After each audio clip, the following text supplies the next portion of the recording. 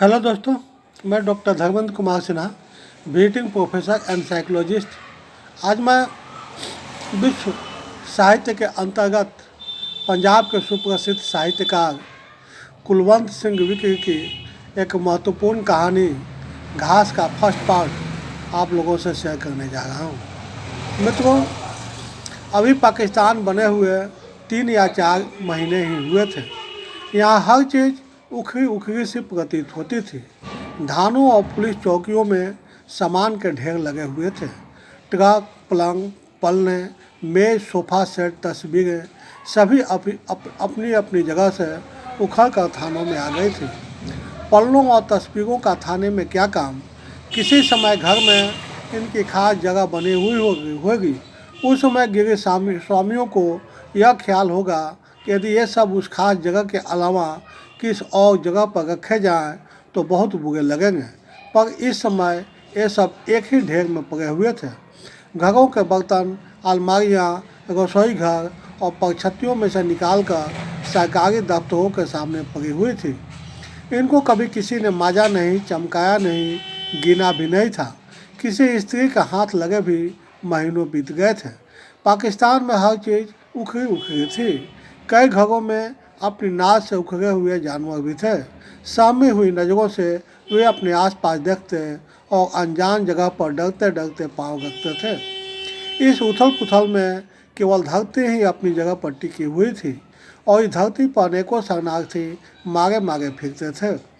वहाँ का कैंप से इन्हें आगे ठेल दिया जाता था और फिर ये शरणार्थी एक ज़िले से दूसरे ज़िले और एक गांव से दूसरे गांव जमीन की खोज में डोलने लगते थे। शरणार्थी तो शरणार्थी, पुराने निवासी भी उखड़े हुए थे। बिरादरी वालों की बिरादरियाँ टूट गई थी और यारों के यार छूट गए थे। मजदूरों के मिल मालिक चले गए थे, मिल मालिकों के मजदूर। इन सब की जगह नए लोग आ गए थे। कैसे थे ये नए लोग? मैले और बहराए हुए पुराने लोगों में घुल मिल नहीं सकते थे। अस्सलामुअलैकुम कहकर बातचीत नहीं करते थे। बुलाओ तो बोलते नहीं थे। इन लोगों ने तो गाँव की नींव हिला दी थी। पुराने निवासियों को अपने गांव पराये से लगे थे, क्योंकि वे गांव जिनमें वे जन्मे पले थे अब पहले जैसे नहीं रह गए थे। उनके हवेलियों के पास से गुजरती नहरें, सड़कें भी बेगानी हो गई थी। वे यहाँ वजू नहीं कर सकते थे। कई दिनों तक इन नहरों में पानी लाल रंग का आता रहा था। कई साबुत लाशें और कईयों की टांगें बाहें बह कर आती रही थी। फिर इस पानी से वजू कैसे हो सकता था? वे लोग तो अनजानों को भी इन नहरों में नहाने से मना कर देते थे। असल में हर चीज़ उलट पुलट गई थी और अपनी पुरानी हालत में आने का यत्न कर रही थी। प्रत्येक वस्तु अपनी अपनी जगह में आने की कोशिश कर रही थी। हर चीज़ पुनः स्थापना चाहती थी।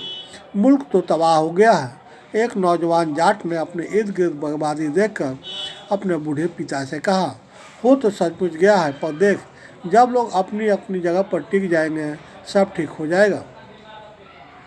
ये सब तो बातें हैं, टीके बेचारे कहाँ जाएंगे? ये तो रोटी का टुकड़ा भी उठाकर भी अपने मुंह में नहीं डाल सकते। नहीं रे पगले, ऐसे ही लगता है। यह देखो, घास उगती है न खेतों में। जब हम हल चलाते हैं उसके साथ कोई कसर नहीं उठा रखते। पूरी जड़ से उखाड़ कर खेत से बाहर फेंक दी जाती है, परंतु 10 दिन बाद कोई न कोई जड़ फूट पड़ती है एवं 1 महीने के बाद ऐसा लगता है जैसे किसी ने खेत की जुताई की ही नहीं। असल में इस बूढ़े की बात में कुछ कुछ सच्चाई दिखाई दे रही थी। जिन लोगों को कुछ ज़मीन मिल जाती थी वे कुछ टिक से जाते थे और अस्थायी अलाट हुए खेत उन्हें धीरज देते थे। अपने नए बागों के पास के वे छोटे छोटे गड्ढे खोदकर उनमें कंडों की आग जलाया रखते थे। जब भी मन करता हुक्के से भर कर इकट्ठे बैठकर पीते थे।